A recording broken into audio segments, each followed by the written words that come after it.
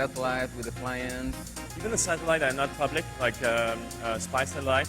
There's a group of people that don't have a girlfriend, and then they spend their time trying to spot satellite. So what they do is you can see a shining object in the sky, they take a picture, and then they analyze the speed and direction of the satellite, and then they can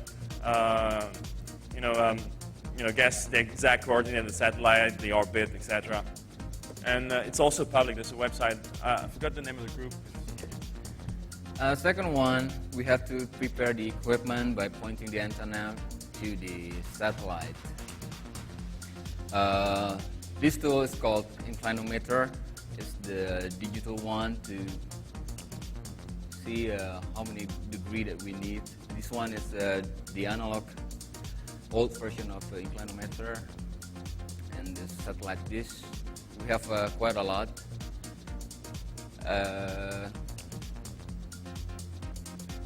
Then the modem, we have like 6 or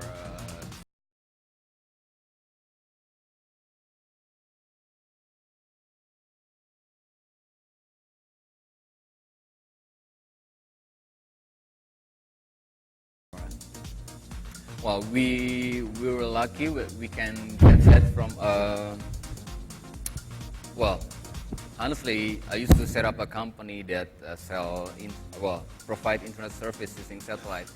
It went bankrupt, and we still kept the equipment. Plus, we have like several clients also providing satellite connectivity, and they sell the broken parts, and we have some friends that actually can fix it, like satellite dish, the outdoor unit, the modem, etc. Then next step is to find the free frequency. The free is the other client or the legal client's frequency allocation that we will try to use.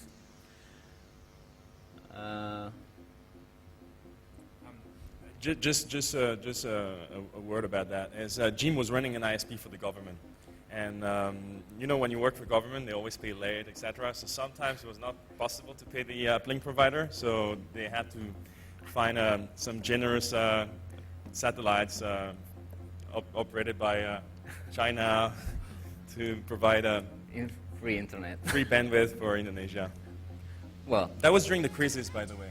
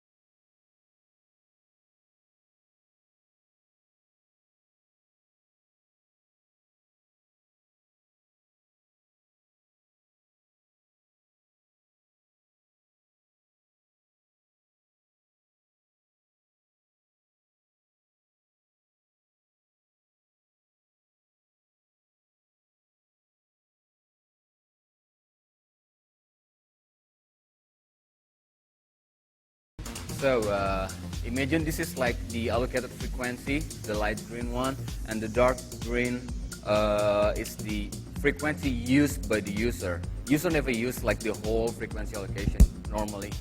And we have our own, the green, this antenna is ours. We try to use the satellite and we use the other frequency allocation within the proper one, marked with the darker green, but we configure it with the two modems.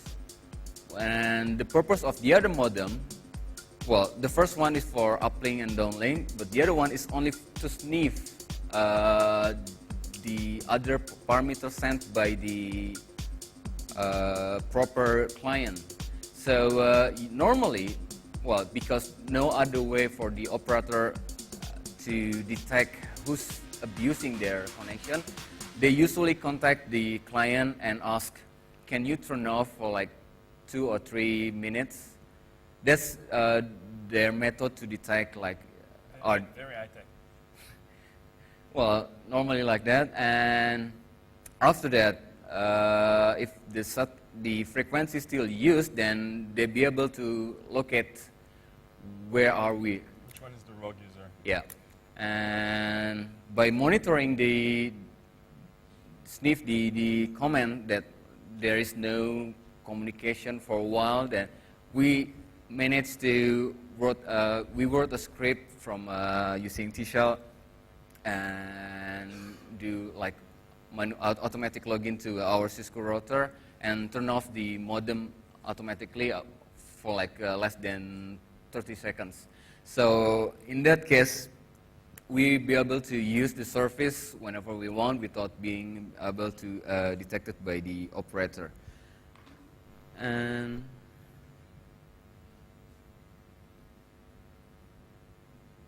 yeah, hold a second.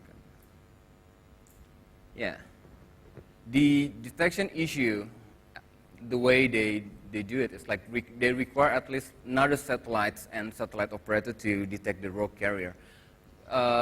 It's quite similar to a GPS mechanism. You need like several points to actually view and know exactly where you are. Meaning that there is a satellite operator alliance cooperation involved to solve that problem, or there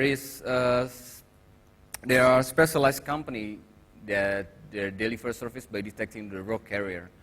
And basically, it is hard to detect if the rogue carrier has ability to switch the frequency automatically prior detection. So, like a few years ago, we managed to present how to compromise the data link layer using DETEKTIF, and today we present how to play with the network layer. So, I think we still have a chance to improve our knowledge as like not as the operator but as the user to see another way what's weak in that system. Maybe you want to add something? Yeah. Actually, I mean this is like one of the problems. Like 2 years ago, we showed it was possible to connect to the network. It was really I thought we were going to present now again, but we have a really short slot. You just had to, find a PID. To find a PID, you just set the PID to 1, and then you can sniff, all the other PIDs. And the PID is very similar to the SSID on Wi-Fi network. So you just PID is program ID.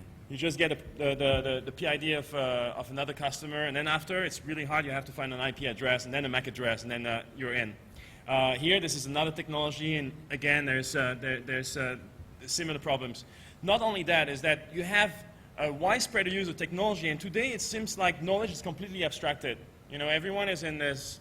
This morning I was arguing with Marcus Random and say, you just put things in boxes, but it's a bit of a problem. There's people, they are network engineers. There's this guy is just a system engineer. There's this guy is a web programmer, and this guy is a cable engineer. And people don't communicate. They don't have a global picture. And every time there's a vendor who comes to you, they will say, oh, you have to buy our product, it's good, you're going to get good performance and this and that. And actually the guy who sells you the stuff, and I've met people selling security products, their background, I mean, they had excellent CV. They closed like millions of dollars of sales. And they were selling vacuum cleaners. fridges and things like that. And now they sell IT equipment. And I think this is a problem because you have people like selling you a product, and every time in the marketing brochure they will say it's secure. The security feature is not enabled. When they sell a satellite solution, they always say it's secure. It supports VPN security. Recently, like we do a lot of consulting for telecom operators. And our clients are pulling their hair, and they cannot even voice their concern because you know, they will lose face, you know, if they admit they've been, you know, fooled by the vendors. Like you have people that say, yeah, but you say it will do this. Yes. It was in the proposal. Yes. It was in terms of, yes, but we're not going to do it. And it's always like that. And for the satellites, it's the same. They're going to sell you a secure satellite, but at the end, if you turn on encryption, you're going to have a drop of performance of 80%. Yeah. So what happened is, like we showed you 2 years ago, and probably we have the video from last year, you can actually sniff the traffic. And all the traffic is in clear text. And we've seen it over Wi-Fi, we've seen it over VSAT, and you see ATM transaction in clear text, credit card center in clear text, etc. And this is possible because there's this abstraction of knowledge. You know, everything is in a layer, and you have the guy who's like securing the system, there's another guy, you know, configuring the firewall, and there's the network guy who set up a switch, completely insecure, and he plugs one side of the firewall in the switch and the other side of the firewall in the same switch. And he leaves a default password like Cisco or the name of the bank or the name of the building or the name of the vendor. And this is really a problem. And when we look at all these problems with satellite, it's a bit annoying. It's like every time, you know, I talk to some friend, I have a friend now who works for Microsoft, and he goes, don't worry, you're going to find a solution to all the security problems. You guys are going to be out of a job in a couple of years. And he said that, I think it was like 14 years ago. And he predicted that I will be out of a job in 2 years. And said, don't worry, we're going to solve the security problem.